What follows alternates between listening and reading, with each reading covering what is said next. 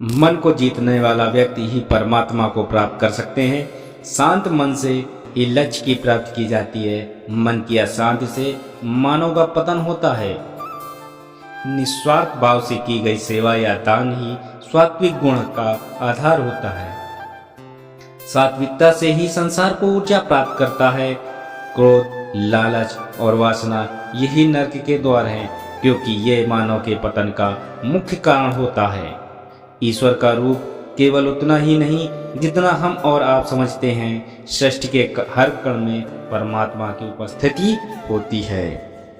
सृष्टि के हर कण का एक विशेष गुण होता है, जिसका आधार स्वयं श्री नारायण होते हैं। अति से ज्यादा खाने वाला मानव आलस के रथ का सारथी बनता है। एक योगी की यही पहचान होती है कि वह कम खाते हैं और हरि की महिमा गाते हैं। भगवान श्री कृष्ण कहते हैं, स्वर्ग और नरक के कर्म के तराजू पर समान रूप से तुलते हैं। इन्हीं के आधार पर आत्मा की गति होती है। चंचल मन की इच्छाओं का त्याग करने वाला व्यक्ति ही परमात्मा के हृदय में वास करते हैं। संयम से बाहर निकलकर कर्म को पहचानने वाला व्यक्ति ही सर्वश्रेष्ठ कहलाता है। योगियों की यही पहचान होती है कि उनकी इंद्रियां उनके अधीन होती हैं। भगवान श्री कृष्ण कहते हैं, भय मुक्त होता है वह प्राणी जो परमात्मा की इच्छा को अपने लिए आदेश मानकर चलता है। चिंताओं की चिता को दाग वही प्राणी देता है जो पूर्णतः मन भाव से स्थिर हो जाता है। सच्ची श्रद्धा और परमात्मा के प्रति समर्पण तभी सफल माना जाता है जब उसमें कोई शंका ना हो। भगवान श्री कृष्ण कहते हैं, जीवन में अपने पथ से भटकने वाला व्यक्ति कभी भी परमात्मा की प्राप्ति नहीं कर सकता है।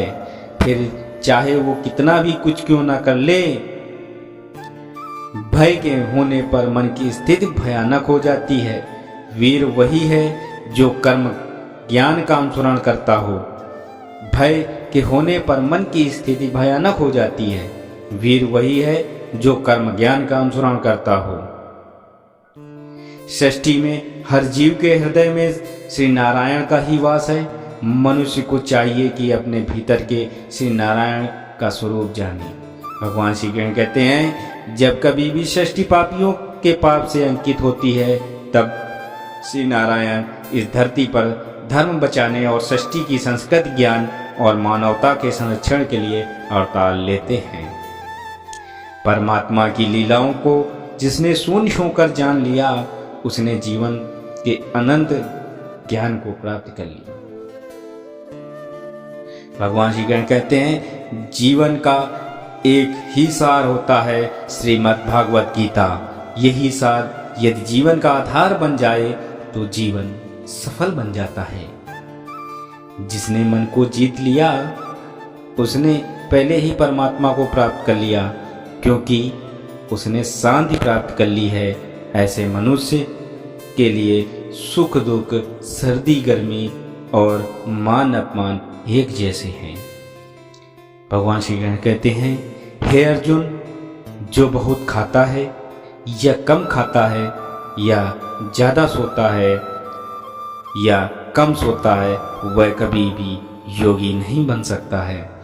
मैं हर जीव के हृदय में परमात्मा स्वरूप स्थित हूँ। जैसे ही कोई किसी देवता की पूजा करने की इच्छा करता है, मैं उसकी श्रद्धा और स्थिर करता हूँ, जिससे वह उसी देवता की भक्ति कर सके।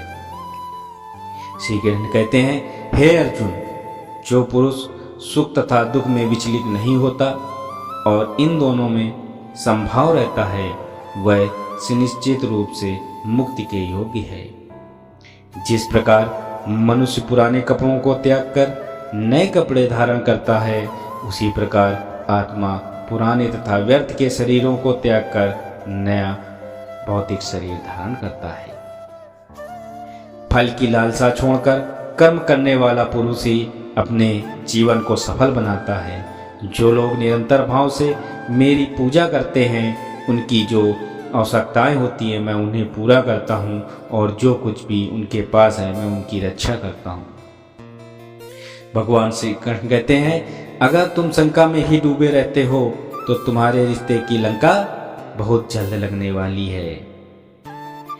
जो व्यवहार आपको पसंद न हो, ऐसा व्यवहार दूसरों के साथ भी ना करें।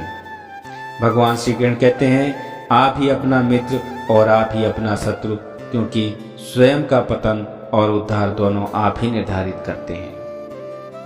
भगवान श्री कृष्ण कहते हैं, याद रखना, अगर बुरे लोग सिर्फ समझाने से समझ जाते होते तो बांसुरी बजाने वाला भी कभी महाभारत होने नहीं देता। गीता में कहा गया है, जो इंसान किसी की कमी को पूरी करता है वो सही अर्थों में महान होता है। गीता के अनुसार जिंदगी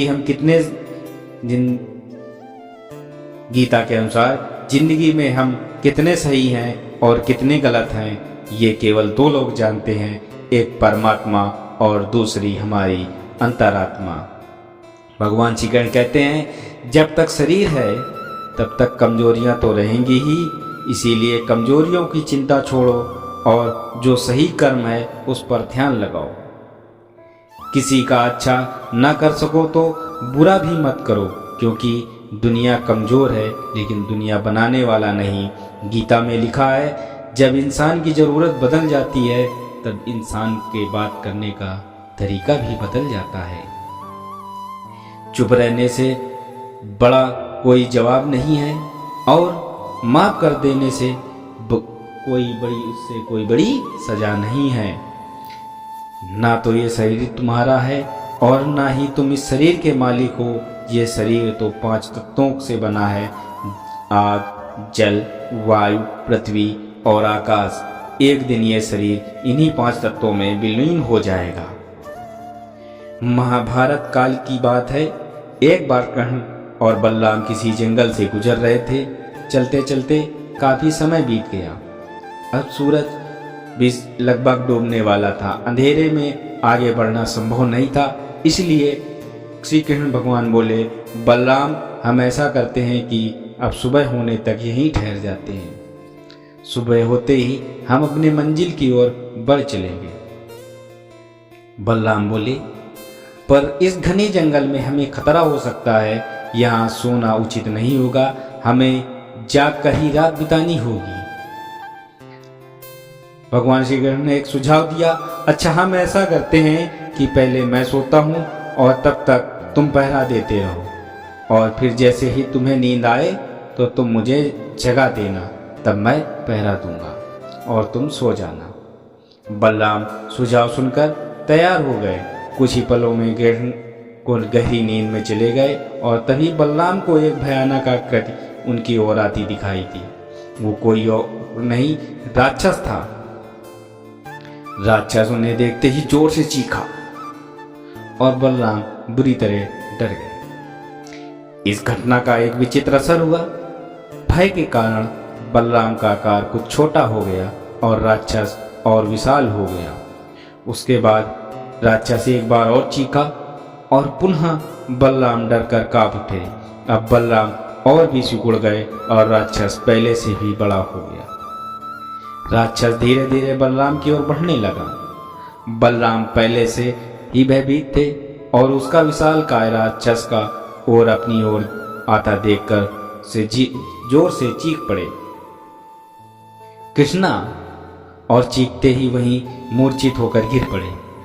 बलराम की आवाज़ सुनकर श्री कृष्ण उठे। बलराम को वहां देख उन्होंने सोचा कि बलराम पहरा देते देते थक गए होंगे और सोने से पहले उन्हें आवाज़ दे दी है। अब श्री कृष्ण पहरा देने लगे। कुछ देर बाद वही राक्षस उनके सामने आया और जोर से चीखा। तब भगवान श्री कृष्ण जरा भी नहीं घबराए और बोले, बताओ तुम इस तरह क्यों चीख रहे हो, क्या चाहिए तुम्हें? इस बार भी श्री कृष्ण के साहस के कारण उनका आकार कुछ बढ़ गया और राक्षस का आकार कुछ घट गया। राक्षस को पहली बार कोई ऐसा मिला था जो उससे डर नहीं रहा था। घबराहट में वह पुनः श्री कृष्ण पर जोर से चीखा। इस बार भी श्री कृष्ण नहीं डरे और उनका आकार और भी बड़ा हो गया, जबकि राक्षस पहले से भी छोटा हो गया। एक आखिर प्रयास में राक्षस पूरी ताकत से चीखता है, पर श्री कृष्ण मुस्कुरा उठे और फिर से बोले, बताओ तो क्या चाहिए तुम्हें। फिर क्या था, राक्षस सिकुड़ कर बिल्कुल छोटा हो गया और भगवान श्री कृष्ण ने उसे हथेली में लेकर अपनी धोती में बांध लिया और फिर कमर में खोस लिया। कुछ देर बाद ही सुबह हो गई। भगवान श्री कृष्ण से बलराम को उठाया और आगे बढ़ने के लिए कहा। वे धीरे धीरे आगे बढ़ने लगे। तभी बलराम उत्तेजित होते हुए बोले, पता है कल रात में क्या हुआ था? ये एक भयानक राक्षस हमें मारने आया था। रुको रुको, बलराम को बीच में ही टोकते हुए श्री कृष्ण ने अपनी धोती में बंधा राक्षस निकाला और बलराम को दिखाते हुए बोले, कहीं तुम इसकी बात तो नहीं कर रहे हो?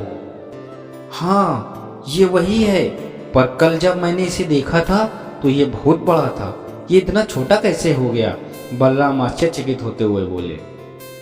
भगवान श्री कृष्ण बोले, जब जीवन में तुम किसी ऐसी चीज से बचने की कोशिश करते हो जिसका तुम्हें सामना करना चाहिए, तो वो तुमसे बड़ी हो जाती है और तुम पर नियंत्रण करने लगती है। लेकिन जब तुम उस चीज का सामना करते हो जिसका सामना तुम्हें करना चाहिए, तो तुम उससे बड़े हो जाते हो और उसे नियंत्रण करने लगते हो। दोस्तों, ये राक्षस असल में हमारी जिंदगी को आने वाली चुनौतियां हैं। अगर हम इन चुनौतियों को टालते हैं तो ये और बड़ी हो जाती हैं। आखिर में ये हमें कंट्रोल करने लग जाती हैं। इसीलिए हमें इनका साहसपूर्वक सामना करना चाहिए ताकि हम उन पर काबू पा सकें। इस प्रकार चुनौतियों का डट के सामना करने से वह छोटी हो जाएंगी, जिससे हम आसानी से उन पर नियंत्रण कर सकते हैं और सफल हो सकते हैं। बस इतना ही इस वीडियो में। मिलते हैं अगली वीडियो में। तब तक अपना ख्याल रखिएगा। वीडियो अच्छा लगे तो लाइक, शेयर और सब्सक्राइब करें। जय जय श्री कृष्णा। बोलो जय श्री राधे राधे।